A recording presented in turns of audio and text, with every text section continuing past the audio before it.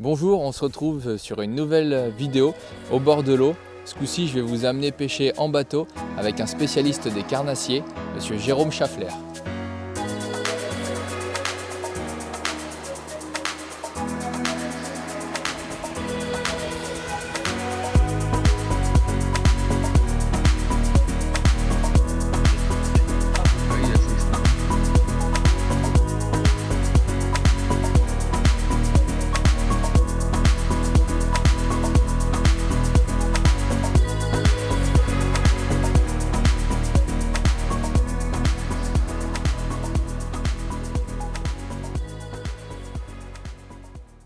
Donc je m'appelle Jérôme Schaffler, je fais partie de la team depuis 3 ans. Chaluté carnassier, Brochet, perche. brochet perche, je suis plus dans l'optique du specimen hunting, j'aime bien, je recherche des gros poissons.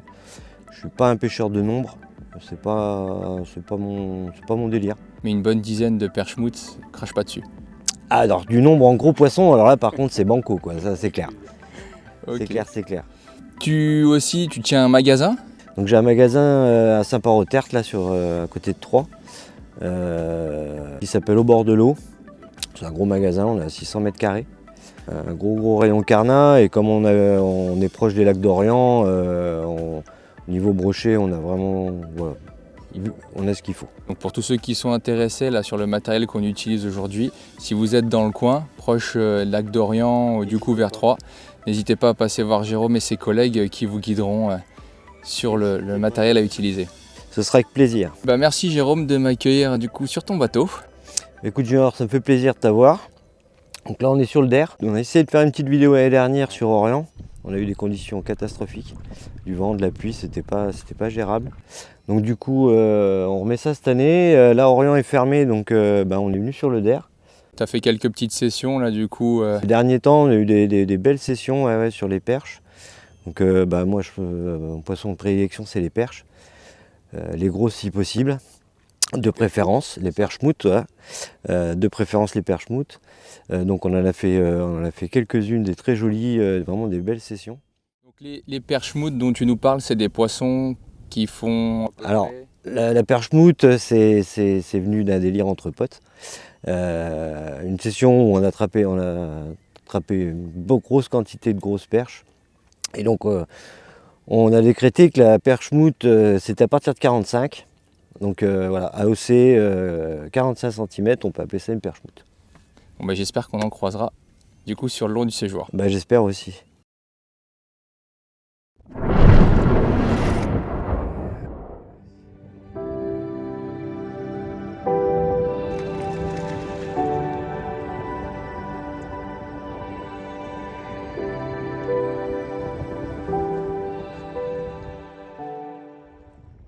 TN80. Oui, perche. À fond de balle au-dessus des herbiers.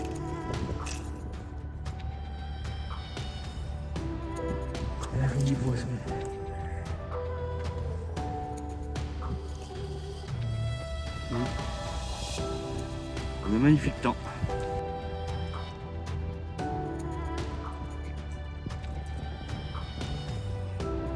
Allez, ouais, pour un fils. Ça va bien?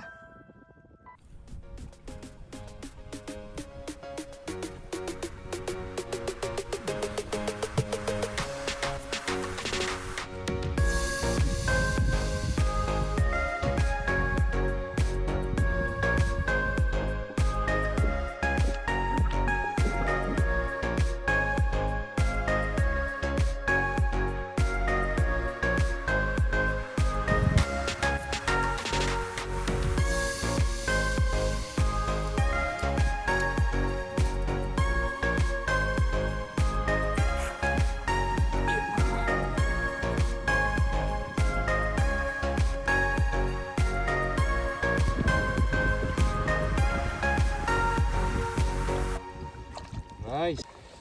C'est ça qu'on veut, mais maintenant on veut de la perche. Je cherche les bancs de fourrage pour me placer en périphérie et essayer de détecter, de voir s'il y a des perches qui sont autour. Donc là, tu utilises le live scope pour voir en fait où sont Donc le positionnés live les pour perches. voir ce qui se passe devant moi et le side pour sur les côtés et le 2D pour voir ce qui se passe en dessous. C'est quand même net. Là, il y a un banc de poisson qui est assez sympa. Et sur le live, on peut le voir ou pas? Et sur le live, du coup, tu vas cliquer sur ce côté-là. Il va apparaître juste là. Super. Donc moi, j'utilise le mode scout. C'est pas pour cibler un poisson précisément, c'est aussi pour placer le bateau.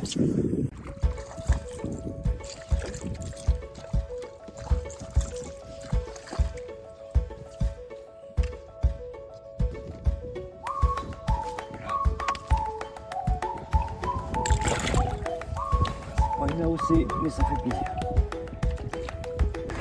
Nickel. Et voilà. Pêche correcte. Belle perche. Sur un trigon du coup 60. 60, ouais. Donc on va la remettre à l'eau. On va la remettre à l'eau rapidement.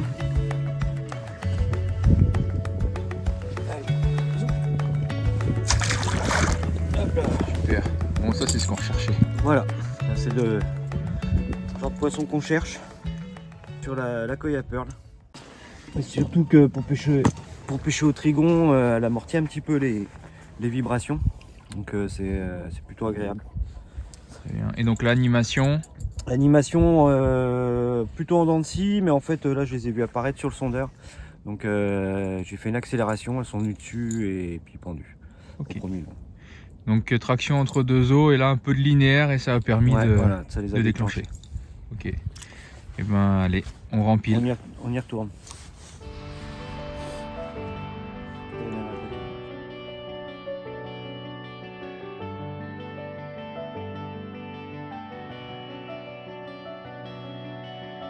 Et donc là après niveau donc matériel, tu utilises quel type de canne toi? Bah, moi j'utilise beaucoup les Pepper, la Koya Pearl et Finesse Poupeter. Elles sont bien complémentaires. Donc j'aime bien les cannes qui soient pas trop raides, pas trop puissantes, pour éviter de décrocher les poissons, simplement. Puis c'est un peu plus sympa, au niveau des combats. Et c'est surtout voilà, pour éviter de décrocher les poissons, pas tirer trop fort sur les perches. Donc niveau efficacité, là le fait d'avoir une canne avec une action un peu plus régulière, un peu plus souple, c'est pas forcément un inconvénient quoi. Non, pas du tout. Alors, sur des pêches de traction. La Poupeter a une action un peu plus rapide que la Koya. Donc ça là je vais plutôt l'utiliser pour tout ce qui est leurre souple et minnow. Et par contre la Koya qui a un sillon plein et un peu plus parabolique, je m'en sers beaucoup pour tout ce qui vibre un peu, qui tire un peu dans la canne. Alors après les polyvalentes, on peut aussi bien mettre du leurre souple dessus, ça le fait, il n'y a pas de souci. Mais ça permet, c'est des cannes qui ont une bonne réserve de puissance, donc même sur un gros poisson, on n'est pas dans le mal. On peut vraiment le travailler sereinement.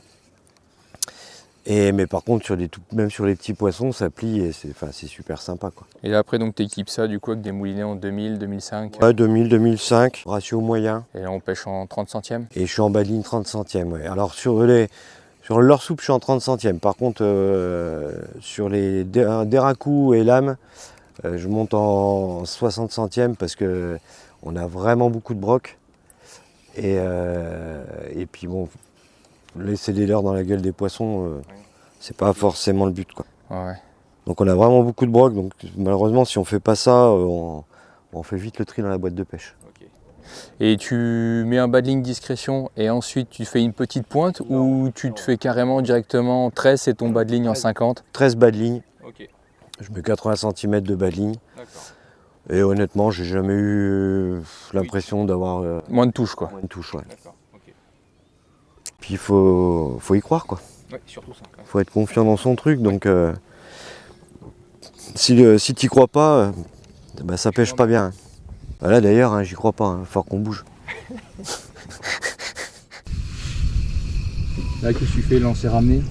Avec des pauses. Éviter de poser au fond parce qu'il y a de l'herbe. D'accord.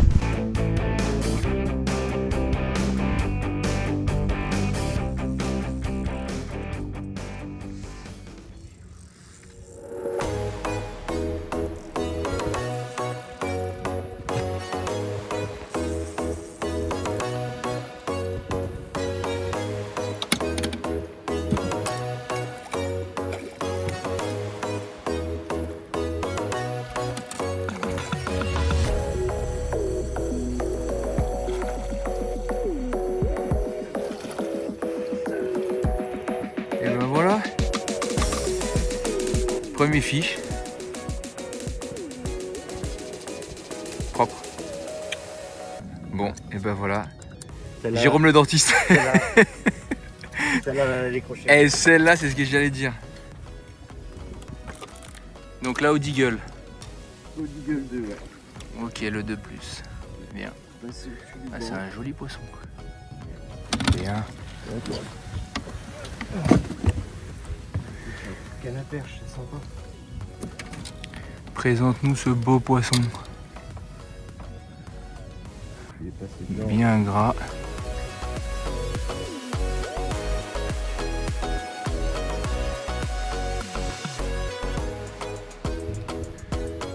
Tirilise.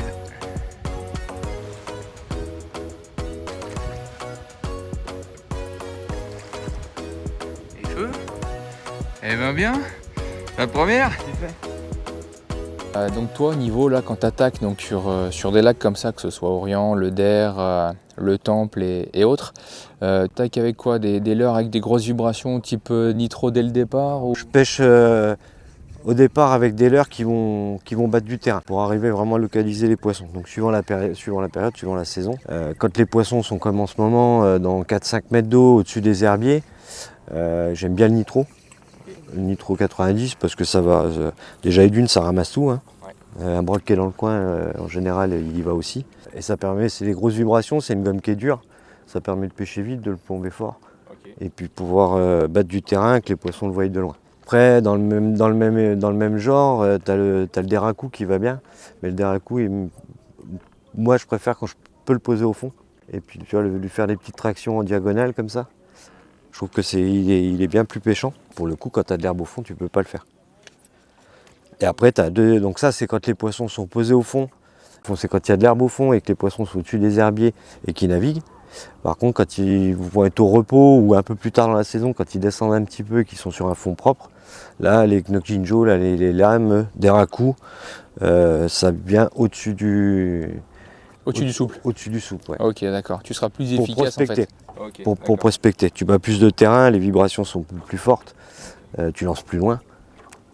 Donc là, ça va être au-dessus. Et après, ça, c'est des pêches de prospection. Et une fois que tu as trouvé où sont les poissons, suivant l'humeur qu'ils ont, s'ils sont posés au fond, s'ils sont en chasse, ou bah après, tu affines ta technique et puis tu changes un peu de mode de pêche.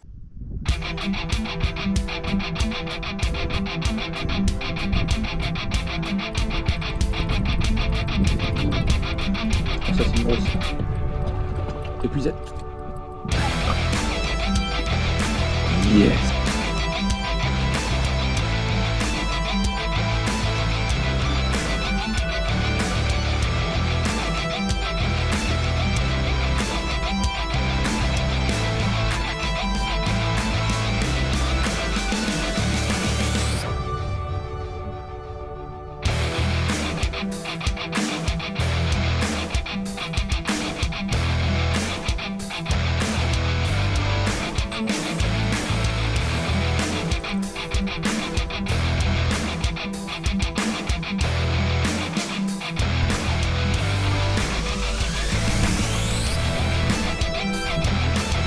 Ouais.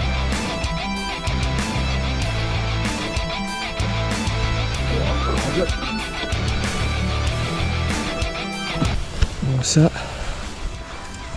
c'est ce que ça donne quand c'est rangé.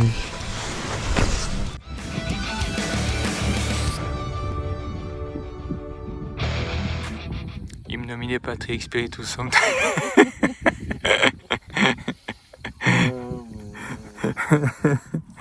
J'ai des grosses prières. Ça va y aller, ça, attends. Oui.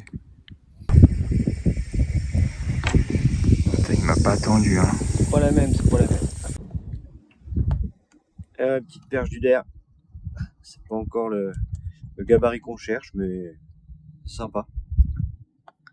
Nitro 90, 14 grammes, sans deal. Entre deux os. Une belle cartouche. Hein. Ouais, elle a plein de. Ils sont pas actifs parce qu'elle est pleine de poulets. Ouais, c'est les poissons qui sont encore calés sur le fond. Bien calés sur le fond, ça. Allez, on lui rentre ça l'hiver. Dans les feux. Oh ma belle. Hop là. Bah, tiens, Pas demander son reste. Pas demander son reste. Bon, et on va relâcher les cousines. Ouais, et les petites sœurs.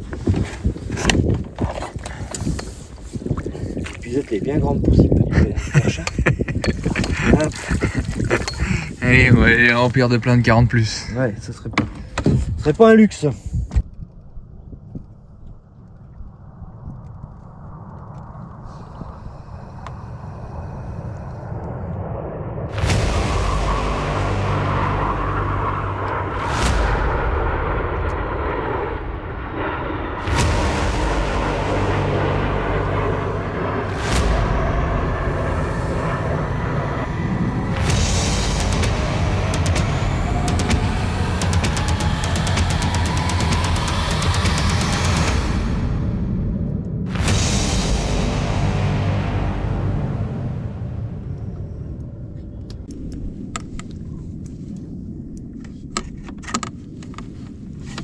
Ça, c'est maillé.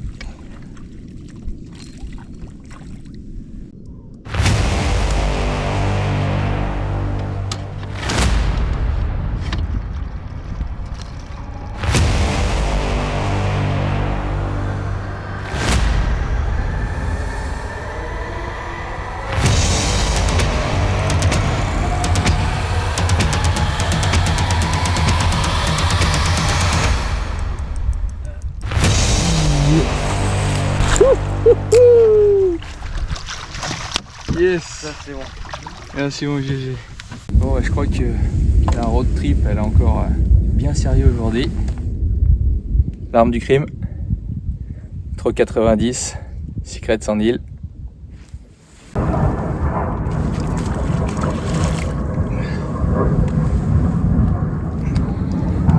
Et celui qui a été rattrapé par la brigade.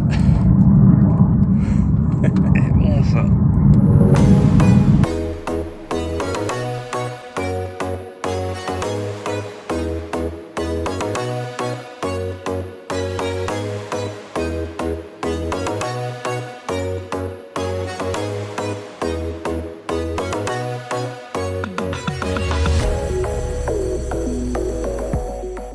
Donc Jérôme, j'aimerais que tu me parles un petit peu là de la technique lorsqu'on pêche comme ça les perches en lac.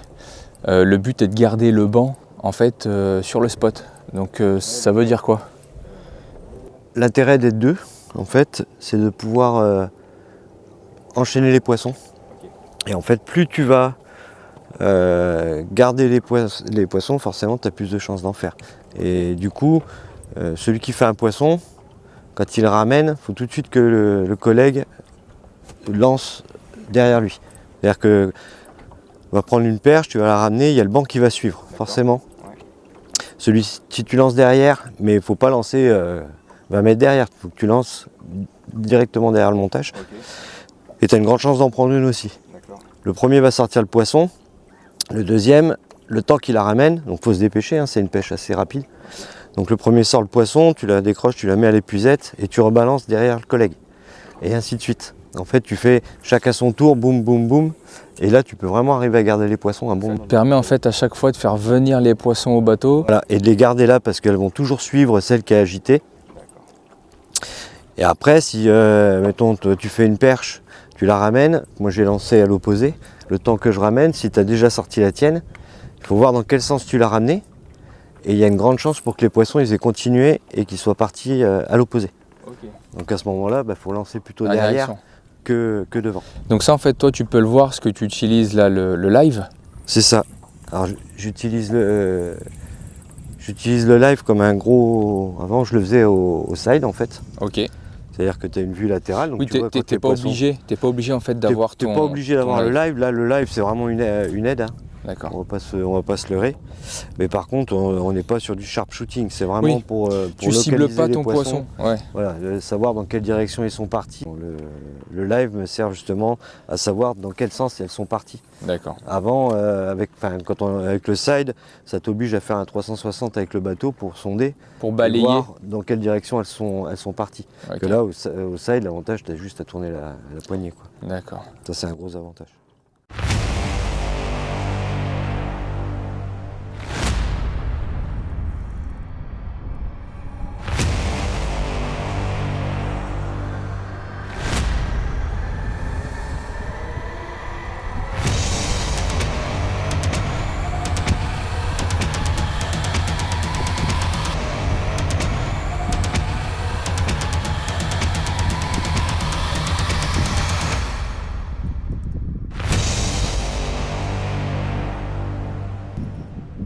Oh putain.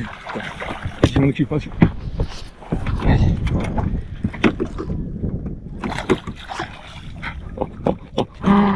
Qu'est-ce que tu viens de nous faire, mon GG encore? Regardez-moi ça. Celle-là, elle compte. Regardez-moi ça. Ça, c'est une perche. Ça, c'est une perche.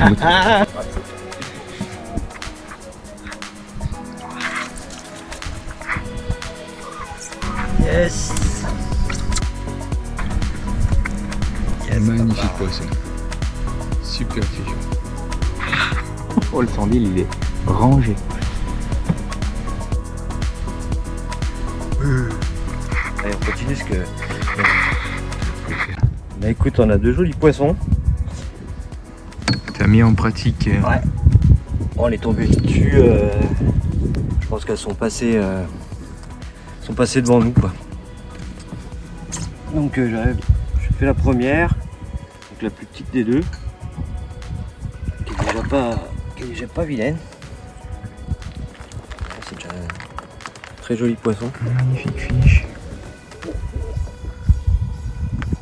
Et ensuite, il s'enguille. Et ensuite, il y a sa grande sœur qui est venue. Hop. Il craque. Donc là c'est plus sérieux. Ça, c'est ce qu'on vient chercher. Donc là, AOC perche-moute. Ah, c'est perche. Bah nickel. Mon verdict. Et ben 46. Et ben voilà. Une belle perche-moute du Der. Ça fait plaisir. C'est ce qu'on vient chercher. Et ben allez, un beau release.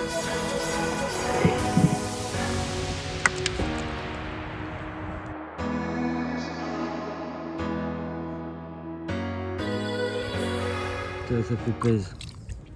Est-ce qu'il est pas content pour Il juger? refait. Il est refait. Yes. Allez go. Regarde sa pipe, ça y est. On va vous faire un compte rendu avant la fin de la session. Parce que comme hier soir, le coup du soir a été assez prolifique. On s'est régalé. Donc on va éviter de vous faire un compte rendu nocturne. Vu que là déjà, on a profité comme il fallait. Donc on va faire un petit débriefing de ce qui s'est passé. Donc je te laisse la parole, Jérôme. Eh ben, ça n'a pas été simple. Les poissons sont pas hyper actifs. Pas mal de petits brocs sur le matos perche, donc ça reste quand même des touches sympas, c'est rigolo. Les perches sont bien compliquées. Hein. Ouais. On a du mal à les trouver. Il faut dire qu'il y a une grosse pression de pêche. Une grosse pression de pêche. Aujourd'hui, hier, on avait compté à l'œil de visu une 50aine de bateaux. Aujourd'hui, peut-être un tout petit peu moins. Donc il y a une grosse pression de pêche, il y a beaucoup de cormorans aussi qui poussent les poissons. Donc il y a des zones qui sont bonnes et qui sont vidées Par les quoi? par les cormorans. Les poissons, ça les stresse et ils bougent. Donc bon, on a quand même trouvé quelques zones sympas avec quelques poissons. Tu as fait là du coup, tu as enchaîné là 2 beaux poissons là ce soir. C'était assez flagrant. sympa. Ouais. Elles sont rentrées, elles sont passées à portée de tir apparemment. Hein. Et 2 beaux poissons coup sur coup.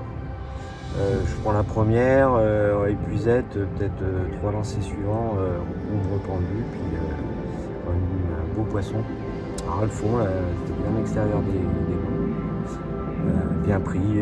L'avantage du genre souple, c'est quand c'est pris avec l'hameçon simple, on décroche peu. Donc ça c'était propre, donc on était venu pour faire au moins une grosse perche, on en a fait une. Il nous a montré ce que c'était qu'une perche moute, donc là aussi perche moute, voilà la preuve. Donc écoutez, j'espère qu'en tout cas vous allez vous régaler par rapport à cette vidéo. N'hésitez pas, donc je remettrai en bas de la vidéo le lien pour le magasin de Jérôme, donc au bord de l'eau. Et puis ensuite n'hésitez pas, si vous avez des questions sur la pêche, n'hésitez pas donc à lui poser, donc soit en message privé, soit du coup en bas de la vidéo, à me poser des questions aussi sur le matériel. Et puis abonnez-vous, et j'espère que vous aurez passé un bon moment avec nous. Voilà, et nous, on y retourne. Bonne soirée. Ciao. Alors, qu'est-ce que tu nous as fait là? Truc de dingue. Dernier poussé. Podos Lido. Le doublé. Petit doublé. Le doublé. Bien sympathique. Un double perche. Il y a un petit peu de bouffe.